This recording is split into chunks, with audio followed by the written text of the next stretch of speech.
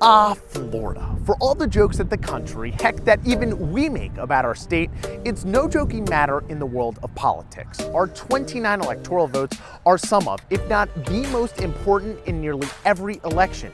And understanding why is no walk in the park. So let's take a closer look on this week's breakdown.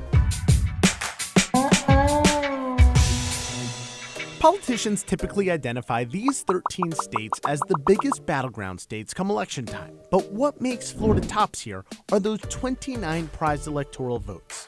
Since 1964, only one winning presidential candidate hasn't carried Florida, and that was in 1992 when Bill Clinton defeated incumbent President George H.W. Bush.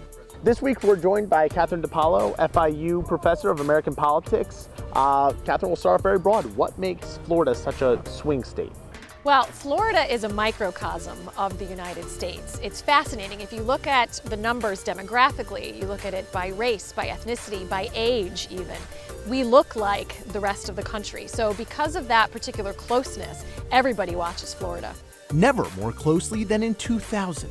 So many South Floridians will remember those hanging chads that decided George W. Bush's victory in Florida by a mere 537 votes. It was the closest margin of victory in Florida's history, despite the 2016 election, which saw Trump carry Florida by only 1.2 percentage points and Obama by 0.9% in 2012. Because there's such a close margin of victory for either candidate, nobody knows going into an election if the Republican or the Democratic candidate is going to win. And the campaigns know that too.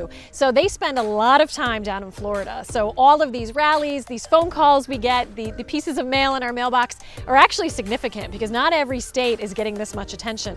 Since Bill Clinton won in the 1992 election, the margin of victory for the winning presidential candidate has only been 2.5% in Florida, whereas nationally it's been more than 4%. So if history tells us anything, it means your vote will certainly count in the 2020 election, no matter what side of the proverbial fence you're on. Hey, I'm Dan Grossman, and thanks for being with us on this week's Breakdown. We'll see you next time.